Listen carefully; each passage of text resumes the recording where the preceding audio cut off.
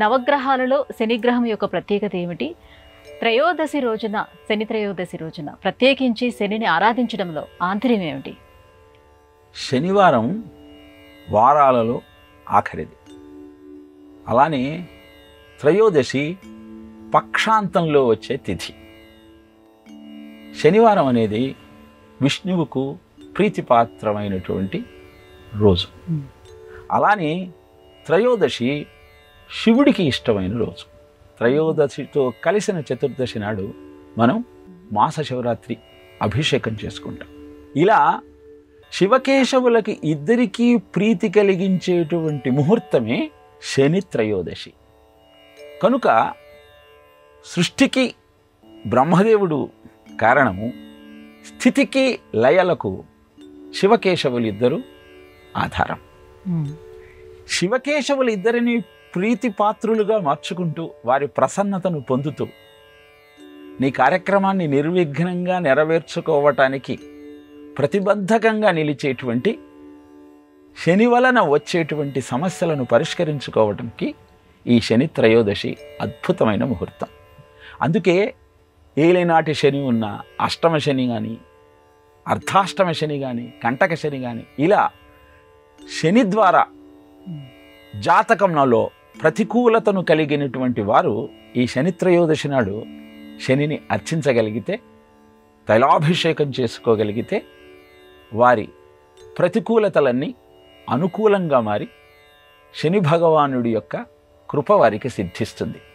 కనుక శని త్రయోదశిని చాలా ప్రభావవంతమైన, శక్తివంతమైన పర్వదినంగా పరిగణించి ఆ రోజు శనిని విశేషంగా పూజించే ప్రయత్నం చేస్తాం. ఆలయానికి వెళ్ళి నవగ్రహాలలో పడమటి దిక్కున ఉంటాడు శని. ఆయనకు నమస్కరించి ఆయనకి ఇష్టమైన నల్లని రంగు కలిగినటువంటి పూలను, నల్ల దుస్తును, వస్త్రాన్ని, నల్ల నువ్వులను, ఉప్పు, బెల్లం, మేకు ఇవన్నీ సమర్పించి తైలాభిషేకం చేసి శివుడికి నమస్కారం చేసుకుని ఆయన యొక్క ప్రసన్నతను మనం పొందగలిగితే మనకు శివుడి వల్ల అనుగ్రహం కలిగి శని వల్ల కలిగేటువంటి కష్టాలన్నీ దూరమవుతాయి. శని కర్మకారకుడు. నిజానికి మనం శని మననేదో బాధిస్తాడనుకుంటాం, కానీ ఆయన నువ్వు అంతకు ముందు చేసిన కర్మల యొక్క ఫలితాన్ని ఆయన దశలో నీకు అందజేస్తాడు.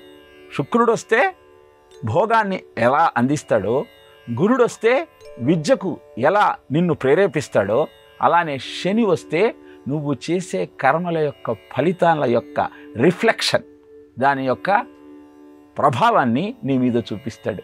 నువ్వు అన్ని సత్కర్మలే ఆచరించావనుకో, శని వస్తే నీకు చాలా మంచి జరుగుతుంది.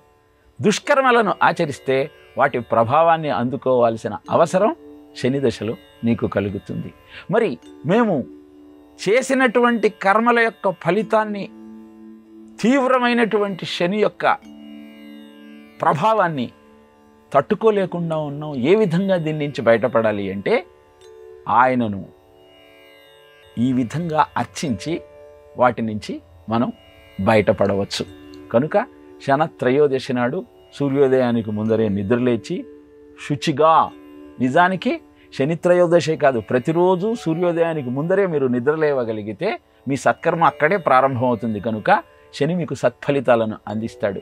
వెంకటేశ్వర స్వామిని స్మరించి ఆయన ముందు దీపం పెట్టి హనుమంతుణ్ణి, వెంకటేశ్వర స్వామిని, శివారాధన నువ్వు చేయగలిగితే శని నీకు అనుకూల ఫలితాలు ఇస్తాడు అని జ్యోతిష శాస్త్రం చెబుతుంది. కనుక ఆయనను అర్చిస్తూ దానం చేయటం ద్వారా శని యొక్క ప్రసన్నతను పొందవచ్చు.